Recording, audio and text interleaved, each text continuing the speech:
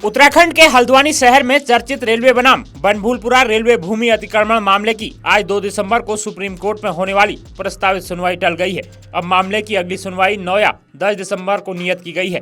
पर हल्द्वानी बनभूलपुरा रेलवे भूमि विवाद उत्तराखंड का सबसे संवेदनशील और लंबे समय से चल रहा भूमि अतिक्रमण केस है, जिसका अंतिम समाधान अब सुप्रीम कोर्ट के अंतिम फैसले पर निर्भर है। दरअसल आज सुप्रीम कोर्ट की सुनवाई को देखते हुए हल्द्वानी प्रशासन पूरी तरह सतर्क दिखाई दिया। संवेदनशील क्षेत्र बनभूलपुरा में भारी पुलिस बल, पीएससी और आरपीएफ को तैनात किया गया था। बाहरी लोगों तथा वाहनों की सघन चेकिंग हुई। पूरे जिले में सुरक्षा व्यवस्था चाक चौबंद की गई थी।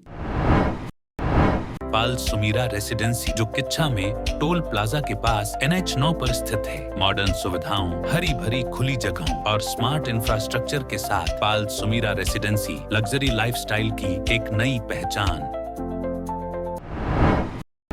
आइए हम आपको फ्लैशबैक में लेकर चलते हैं। दरअसल हल्द्वानी रेलवे अतिक्रमण मामले में 2007 में हाईकोर्ट ने अतिक्रमण हटाने का आदेश दिया था, जिस पर प्रशासन ने कुछ हद तक कार्रवाई की। वर्ष 2013 में एक नई जनहित याचिका दायर की गई, जिससे यह मामला फिर सामने आया। साल 2007 में नॉर्दर्न ईस्टर्न रेलवे ने कब्जा हटाने का प्रयास किया था। उस समय लगभग 10 एकड़ से 29 एकड़ तक जमीन साफ करने के लिए कुछ कार्रवाई हुई, लेकिन बाद में पुनः अतिक्रमण हो गया। साल 2013 में सामाजिक कार्यकर्ता रविशंकर जोशी ने हाईकोर्ट में PIL दाखिल की, जिसमें कहा गया कि गौला पुल के आसपास अवैध खनन से पुल टूट गया।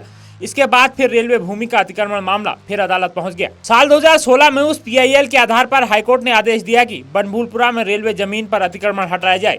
मार्च 2022 में अतिक्रमण मामले में पुनः PIL दाखिल हुआ, क्योंकि अतिक्रमण हटाने की कार्रवाई नहीं हुई थी। मई 2022 में कोर्ट ने प्रभावित लोगों को 1 सप्ताह के भीतर दस्तावेज दिखाने के लिए कहा कि वह जमीन के असली मालिक है। 20 दिसंबर 2022 को नैनीताल हाईकोर्ट ने रेलवे और प्रशासन को आदेश दिया कि बनभूलपुरा की रेलवे भूमि से अतिक्रमण हटाया जाए। वहीं प्रभावित लोगों को 1 हफ्ते के अंदर हटने को कहा गया। 1 जनवरी 2023 को रेलवे ने उन 4365 घरों के कब्जेदारों को नोटिस जारी किया और कहा कि अतिक्रमण नहीं हटाया तो 7 जनवरी तक कार्रवाई होगी। इसके तुरंत बाद प्रभावित लोगों ने सुप्रीम कोर्ट का दरवाजा खटखटाया। 5 जनवरी 2023 को सुप्रीम कोर्ट ने हाई कोर्ट के हटाने वाले आदेश पर रोक लगा दी। कहा कि 50,000 लोगों को रातों रात बेघर नहीं किया जा सकता। इसके बाद कई अलग अलग तारीखों पर सुनवाई हुई। रेलवे और प्रभावित लोगों ने अपने तर्क रखे। पिछले महीने 14 नवम्बर को हुई सुनवाई के दौरान सुप्रीम कोर्ट ने रेलवे, राज्य सरकार और प्रभावित परिवारों की दलीलें सुनी।